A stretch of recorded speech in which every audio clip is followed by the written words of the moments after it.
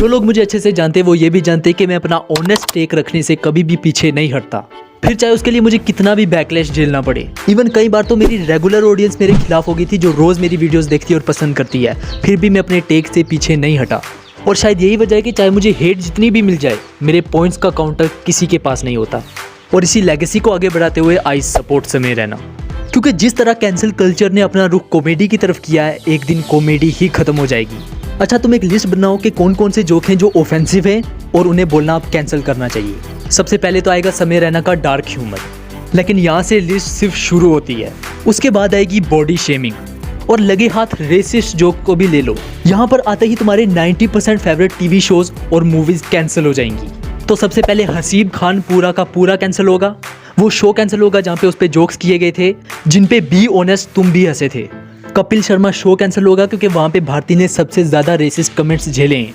तारक मेहता का उल्टा चश्मा भी कैंसिल हो जाएगा, क्योंकि अय्यर का कैरेक्टर भी बहुत सारे साउथ इंडियन को रेसिस्ट लग सकता है और लग भी रहा है। और यहीं पे उस शो के एक प्रमुख कलाकार शैलेश लोढ़ा, जो आजकल समय रैना और कपिल शर्मा की कॉमेडी को ऑफेंसिव बोल रहे हैं, वो भी कुछ बोलने लायक बचते नहीं है। और बात यहाँ पे भी खत्म नहीं होती। साजन चले ससुराल याद है? वहाँ पे मुथु स्वामी का कैरेक्टर भी बहुत सारे साउथ इंडियन के लिए रेसिस्ट और ऑफेंसिव होगा, जिस तरह उसके साउथ इंडियन लुक्स और साउथ इंडियन एक्सेंट को एक फनी वे में प्रेजेंट किया गया है। इवन 90s की मूवी राजा हिंदुस्तानी भी कैंसिल होगी, क्योंकि उसमें जॉनी लेवर के द्वारा प्ले किया गया सरदार कैरेक्टर सिख कम्युनिटी को ऑफेंड कर सकता है।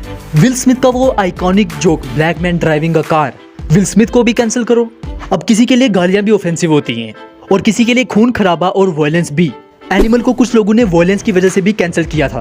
तो एक काम करो, दुनिया के सारे 18+ शो को कैंसिल कर दो। डेडपूल को कैंसिल करो, मिर्जापुर को कैंसिल करो, द फैमिली मैन को कैंसिल करो, किल को कैंसिल करो, मार्को को कैंसिल करो, गैंग्स ऑफ वासेपुर जिसे सब मास्टरपीस बोलते हैं उसे कैंसिल करो। और कुछ मेरे दिमाग में आ नहीं रहा है, एक काम करते हैं, इसे कंटिन्यू करो कमेंट्स में, लेट्स हैव सम फन। अब तुम ये बिल्कुल नहीं कह सकते कि क्या कैंसिल होना चाहिए और क्या कैंसिल नहीं होना चाहिए, क्योंकि हर किसी का ट्रिगर पॉइंट अलग अलग होता है। जिस बॉडी शेमिंग की मैं साजन चले ससुराल में बात कर रहा था, मेरी माँ उसे देख के खुश हुई थी। और मेरी माँ से याद आया, एक और चीज कैंसिल करनी रह गई है, वो है वल्गर कॉमेडी। नहीं, मेरी माँ वल्गर कॉमेडी नहीं करती है, लेकिन छिछोरे मूवी में सहजा की वल्गर कॉमेडी देख के वो ऑफेंड हुई थी। मतलब छिछोरे जैसी आइकॉनिक कॉमेडी मूवी को भी कैंसिल कर दो। जाकिर खान भी बीच बीच में कभी कभी गालियां दे देते हैं, तो उन्हें भी कभी कभी कैंसिल कर दिया करो। इनफैक्ट मेरा बाप भी मेरे माँ के बारे में गंदी बातें बोलता है हमें हंसाने के लिए, उसे भी कैंसिल करना पड़ेगा। सारी दुनिया को कैंसिल कर दो बेंच। ओ शिट, अब तो मैं भी कैंसिल हो जाऊंगा। वल्गर कॉमेडी से याद आया अमिताभ बच्चन और विनोद खन्ना का आइकॉनिक बाथरूम सीन। बाप दादा के जमाने की हजारों मूवीज में दिखा दूंगा जिनमें वल्गर कॉमेडी होती थी। अब सवाल ये आता है कि समाज पे क्या असर पड़ेगा। अब यहाँ पे कुछ लोग 6000 INR वाली कंट्रोवर्सी का भी रेफरेंस देंगे और मैं भी उसी पे बात करना चाहता हूँ। देखो भाई, जिस तरह उस लड़के ने उस टूरिस्ट रशियन कपल को देख के 6000 INR चिल्लाया था, वो ऑफकोर्स गलत है, उसे किसी तरह भी जस्टिफाई नहीं किया जा सकता।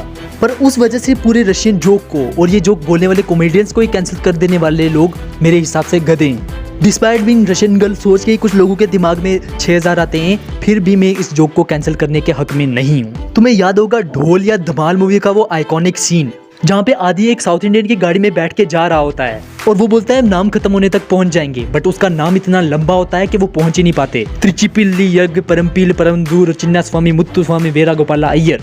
जब तक मैं सदन सिनेमा से एक्सपोज होता, साउथ इंडियन सुन के मेरे दिमाग में या तो वो साजन चले ससुराल वाला मुत्तु स्वामी आता था या ये वाला। लेकिन आज साउथ इंडियन सुन के मेरे दिमाग में रजनीकांत, विजय थलापति, प्रभास, अल्लू अर्जुन और SS राजामौली आते हैं। पर मैंने इसका ब्लेम साजन चले ससुराल और ढोल मूवी पे नहीं डाला, और मैंने किसी साउथ इंडियन के मुंह पे जाके ऐसा जोक नहीं बोला, क्योंकि मुझे मजाक और बदतमीजी के बीच का फर्क पता है।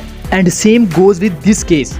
एक कॉमेडी शो पे रशियन वाला जोक बोलना हंसाने के लिए और किसी राह चलती विवाहित लड़की को 6000 बोल देना बहुत अलग अलग बातें हैं। अब जहाँ पे बात आती है पूरे रशिया को स्टीरियोटाइप कर देने की 6000 से, अगर रजनीकांत और SS राजामौली जैसे लेजेंड्स होने के बाद भी साउथ इंडिया को सिर्फ मुथु स्वामी के नाम से जानना मेरी गलती है, वही पूरे रशिया को ही उसकी प्रोस्टिट्यूट्स की रेट से जानना आप लोगों की गलती है। सॉरी, उन लोगों की जो ये जोक बोलते हैं। And same goes with the foreigner जो हमें पजीत बोलते हैं। अगर वो मजाक में हमें गंदा बोल देते तो it is not a problem for me, पर अगर वो हमें स्टीरियोटाइप कर रहे हैं as dirty, so that's a problem. और हाँ, किसी ने मुझसे पूछा था कि जिस तरह ये लोग रशियंस को टाइपकास्ट कर रहे हैं 6000 में, उस तरह अगर कोई हमारी बहनों को टाइपकास्ट करे 600 में, तो मैं क्या करूँगा। अगर कोई मेरी बहन को स्पेसिफिकली मुंह पे आके 600 बोलेगा तो मैं बेशक उसका मुंह तोड़ दूंगा, जैसे इस लड़के ने किया उस रशियन के साथ। लेकिन कोई अमेरिका में बैठ के कहे कि 600 में तो कोई इंडियन प्रोस्टिट्यूट आ जाती तो I don't have a problem, because I know it's a joke. और अगर मैं ऑफेंड हो भी रहा हूँ तो मैं स्किप करके कुछ और देखूंगा, उठ के कैंसिल करना नहीं शुरू कर दूंगा, क्योंकि फिर क्या क्या कैंसिल करना पड़ेगा मैं लिस्ट तुम्हें दे चुका हूँ। डार्क कॉमेडी देखने से कोई रियल लाइफ में भी डार्क नहीं हो जाता। रणवीर अलाबादिया ने जो जोक बोला था, क्या तुम्हें सच में लगता है वो रियल लाइफ में भी अप्लाई करेगा? उसने तो ये भी कहा था कि 2 करोड़ दूंगा अभी आके मेरा चूस। तो क्या अगर वो आदमी सच में चूसने आता तो उसे चूसने देता? डार्क कॉमेडी देखने वालों का भी एक पॉइंट ऑफ व्यू है, वो नॉर्मल कॉमेडी से उब चुके हैं, अब उन्हें मजा नहीं आता नॉर्मल कॉमेडी देखने में। और डार्क कॉमेडी देखने से कोई डार्क नहीं बन जाता।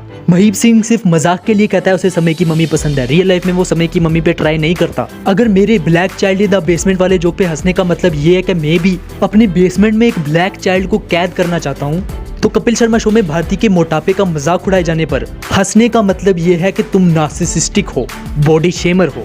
और तारक मेहता शो में भी अय्यर का मजाक उड़ने पर हंसने का मतलब ये है कि तुम रेसिस्ट हो।